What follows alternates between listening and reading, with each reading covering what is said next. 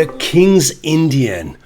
On the one hand, white is more or less positionally winning on the queen side. On the other hand, black might break through on the king side, and if he does, then you will be mated. So which side do you prefer? Well, to be honest, I don't really prefer any of the sides because I think it looks pretty scary. Anyway, we're going to look at the classical King's Indian Model Plata variation today. You're going to learn a little bit about attacking on the opposite sides. And a little recap of the newest theory and what to look at the classical King's Indian. So let's get on with it. We have a game from a European Senior Team Championship for the 65-year-old. Usually, when as a journalist and I look at the games, they're horrible, and they're because they play so passively. And I also realized that when you get older, you start to think passively somehow. But black here is John Nunn, one of my childhood heroes, and he's a big connoisseur of the King's Indian. And he's playing against Nils-Gustaf Renman, who's always playing this with white. So this is a very nice lineup. And we have the King's Indian. This is the King's Indian. Of course, black could go for the Grünfeld here. That's a completely different thing, where you go for much more dynamics and open play than the King's Indian, where you sort of look for dynamics and attacks. This is definitely not for everybody. I always had a slight feeling this might not be completely correct, but on the other hand, I come to realize as I got older that playing correctly is probably not for anyone. Nobody can play completely correctly. So if you set your opponents a lot of problems that they find hard to solve, then you will usually do well. So if you feel at ease in this kind of position with black, then this is an opening for you. If you're afraid of getting squeezed and you don't like this sort of, you always have to do something, because if you stay passive, you're just gonna lose. This is the problem with the King's Indian. You can't play it passively. Here, and we have E5. This is classical theory. Of course, white can try to bail out with the exchange variation. It's not a serious option for white. But of course, a lot of black players find it annoying, and because the queens are going, and if you really are dreaming of kingside attacks, then it's a shame that you have to go for an ending. But I think modern King's Indian players are not really afraid of this. They're okay with that.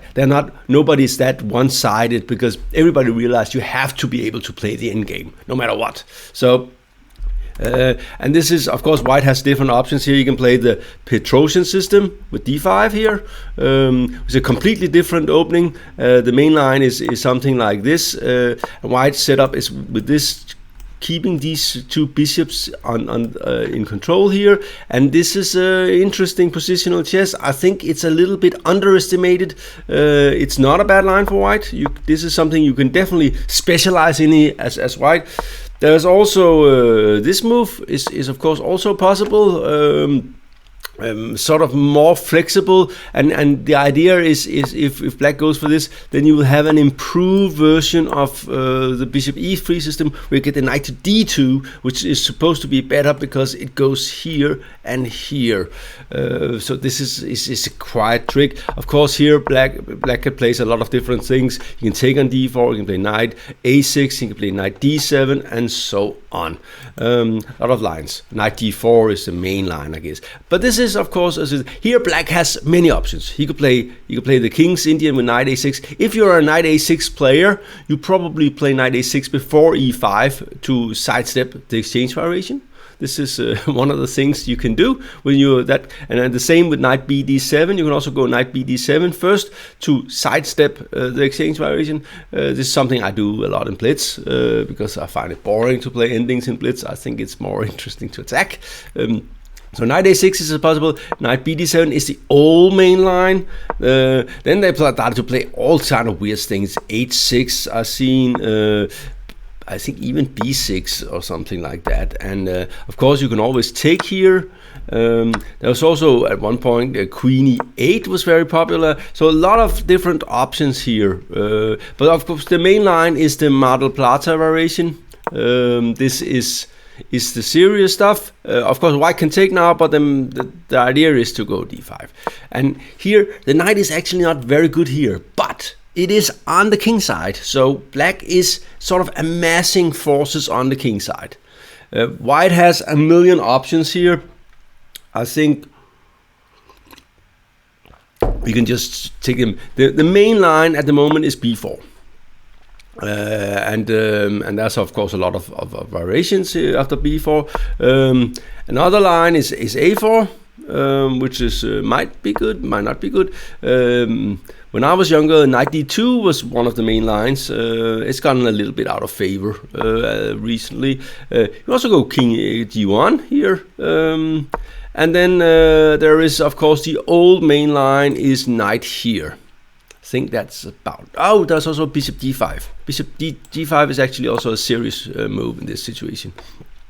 Anyway, knight e1 is what we're going to cover. That's sort of the classical Mar del Plata variation, and I think Glickeric and Naidoo won some great games in this in the early days, and we get to realize that that black had some dangerous things going on, but on the other hand, everybody was afraid of the attack on the queen side. So we're going to look a little bit into this.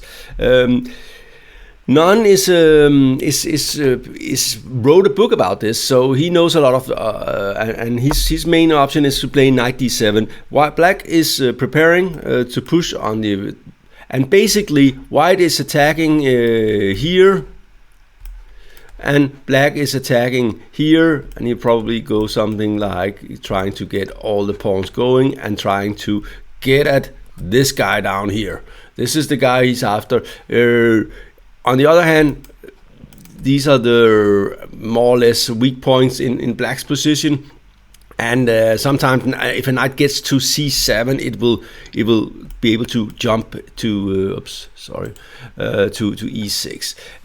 This is very, very rich strategic play, and of course there's a lot of options here also for both sides.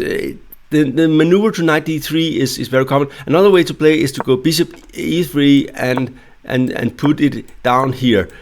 This has two effects on the position. One is white's attack on the queen side is now much stronger because of this bishop here. It's really exercising. This was the wrong diagonal. It's really exercising a lot of pressure on the king. On the other hand, this bishop is a little bit in the way, and this pawn will run all the way up here, and black will probably sacrifice it and get some serious holds on the dark squares to attack. And if the pawn is allowed to go to d3, in general black will have good attacking chances. Kasparov won some wonderful games. I remember one he won against Piquet. So probably show that, so bishop e3 is sort of the most critical line. I don't like to play with either black or white. f5 and f3, and here when I was young, actually the main line here, what we did here was knight d7. We did like this. This was an interesting way to block the kingside attack. This is not considered topical anymore, and black has many ways to play. The idea is to stop black's attack, but if black is a good player, he will manage to get some play on the kingside anyway. So let's get on with it. And f4. And b4. So this is the typical situation in the Mar del Plata main line with knight e1. Black is pushing here, and white is pushing here. So let's see, and they both land. And in the old days, white used to play this, but recently they stopped playing this kind of move, and now that white has played b4 and the knight is coming back to aid this move, and this knight here is often a little bit clumsy, but it can sometimes go here and do serious things. You notice that black has a lot of, we'll put them in another photo, a lot of pieces here that can participate in an attack on the king. So when an attack comes, it will be very strong if it managed to land, and also because white is lacking space on the king side. Well, black played this move because if you just took on e4, then they would probably have more or less symmetrical position on the king side, and there's no attack there. But here he's sure of having a space advantage with f4. And it's probably very hard to stop f3. One of the defensive maneuvers for white here is to go something like a3, knight here. We see that a lot of this is the square, and then maybe something like this, so the rook will be able to swing over and defend on the ace file. This is also a typical situation in this situation. We see that when he has the knight on f2, he's got like 1, 2, 3, 4, 5 pieces covering d4. So black will need to get more firepower. He will play this, and then he will play this move, and then this move at some point, maybe as a pawn sacrifice, because even when it's a pawn sacrifice, it will be dangerous. It will be difficult for white to defend, but the bishop will have to go here, where it's also protecting. Okay, let's get back. a5, and white is just pushing forward here, and black is ready. Now black is starting to threaten g4, and white decides to go knight f2, rook f7. This is a typical maneuver, like we said before. Black is planning bishop f8 and rook g7, and maybe knight h4, and then g4, building an attack. King h1. This is a new way of playing for white. He's simply preparing to play in a little bit different way.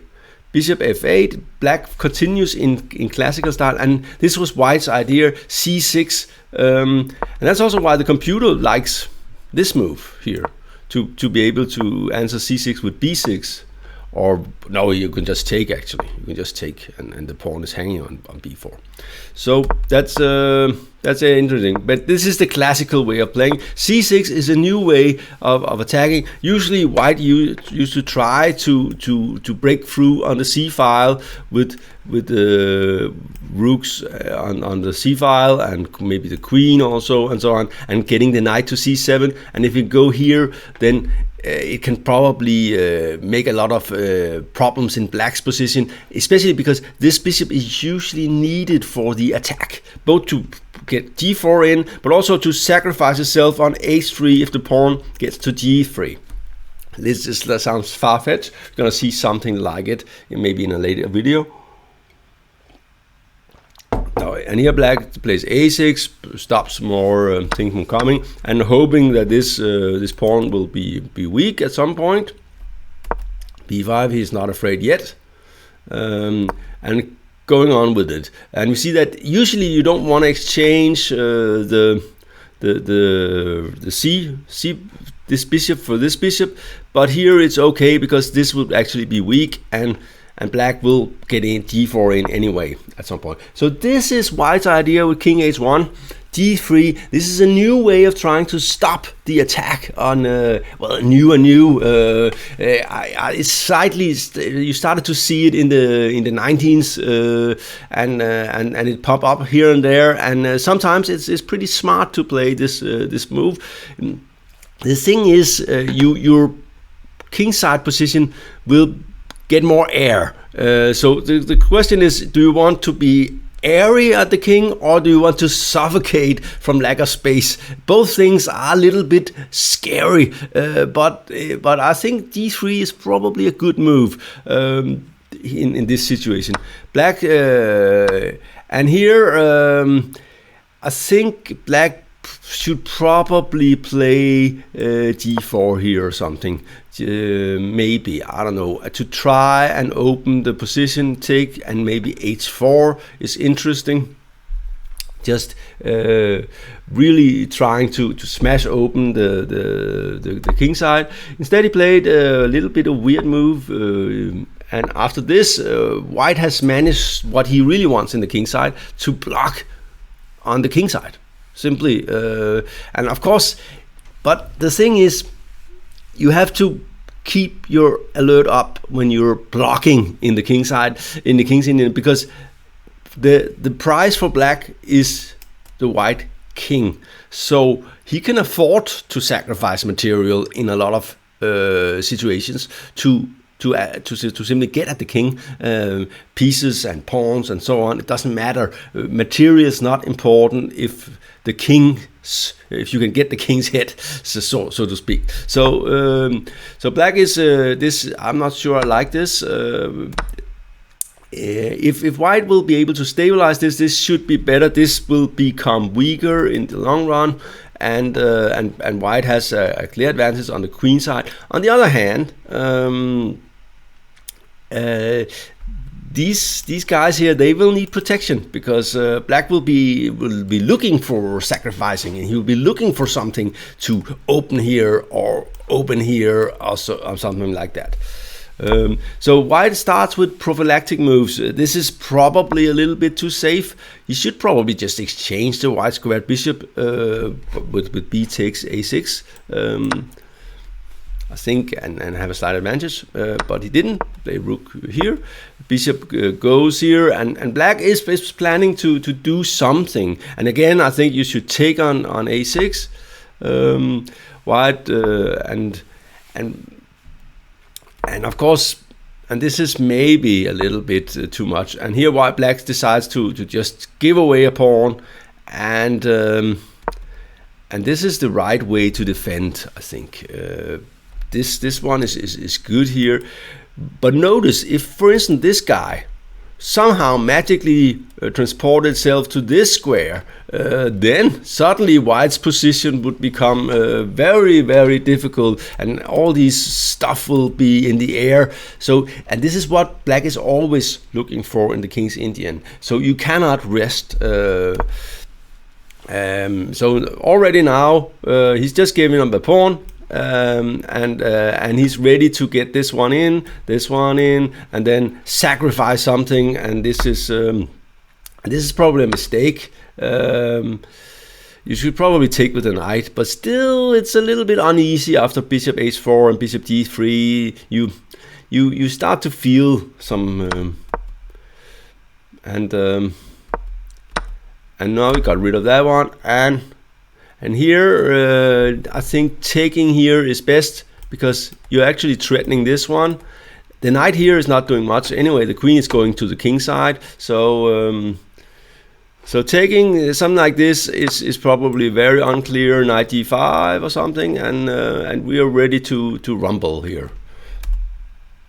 Instead, he played this move, and that's also probably also okay. The computer does not like it. Still, position is rather equal. White should, according to the computer, he should play rook h2 here. This position is very difficult to play. I think black would probably play something like this anyway, to be honest, and just see who get the dice rolling. And this is the kind of thing you have to be prepared for in this. At this moment, now I see. The idea was actually this. And that's why the other one was a mistake. So so here, this is annoying this is good for white. This kind of computer defense.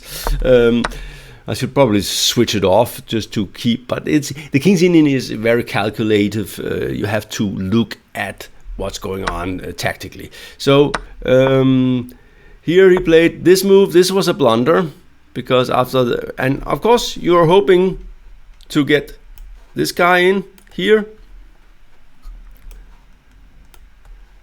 which black should always be wary of. And the moment white is up a pawn, But of course, there's a snake in paradise, and we see that this guy here is now in some trouble, right? And this is why I dislike this opening for white. It's simply very, very scary when they come with these things. And also, I don't know, but somehow it feels like it's more painful to get mated.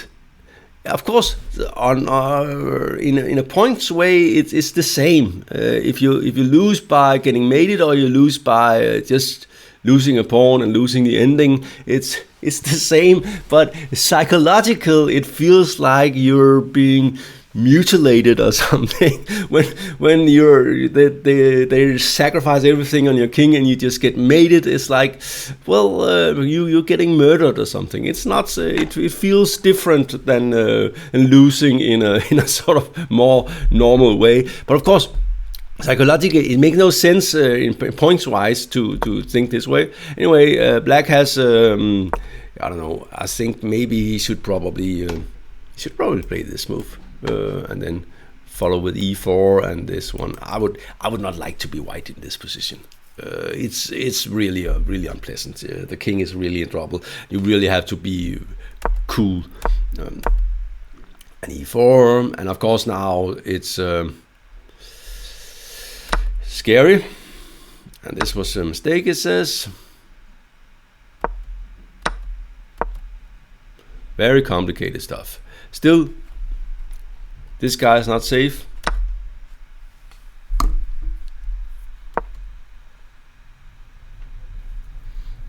And white is losing this round. By the way, you can see that John Nunn is now above 65, because I think in his younger years he would just have killed Nils-Gustaf Renman from this position. And somehow he managed not to. I think maybe this move here. This looks spooky. Also the ending could be bad for white, because black has 2 pawns for the exchange and the bad king. I think this should be good for black. He played this move and probably overlooked. And again, I think the ending queen e5 is probably a good ending. Did he play this move? And basically, well, is this good? Yeah. I think this is dangerous. The problem is the knight can never really find a good spot to coordinate the forces, and that's what you need when you have knight and bishop against an exchange against the rook. You need that. So I think black is better here. Instead, he went. I think Nunn decided that it was okay to have a draw, and here he played queen f4 and they took a draw. But actually he can walk away now. I think you have to do this. So that was a little bit weird. Actually, quite weird. Anyway, he played queen f4, offering a draw, and I think Gustav Renman took his hands and shaked it and was happy to have escaped from this position against great attacking player John Nunn, and one of the best authors out there, by the way. I really like his books, especially some of the middle game books on sort of how to play different middle games are really good. I think they should be mandatory for most people to look into this. Anyway, this was the classical King's Indian. Fascinating stuff. Not for the faint-hearted. You have to be a little bit courageous to go for this with both colors, because black is often quite busted on the queen side, and the king side attack might not break through, but if it does, then it's not fun to be white, and your king just gets bitch slapped. Oh, can't say that. Crushed. Yes, this was GM Talks. Remember to subscribe and like and share and so on, and sign up for the email so you will get to know when the next video is coming. Also, we're gonna bring some special offers for people who's on the email list, so it's a good list to be on, and we're not gonna spam you. We're not gonna send anything unpleasant or unliked. So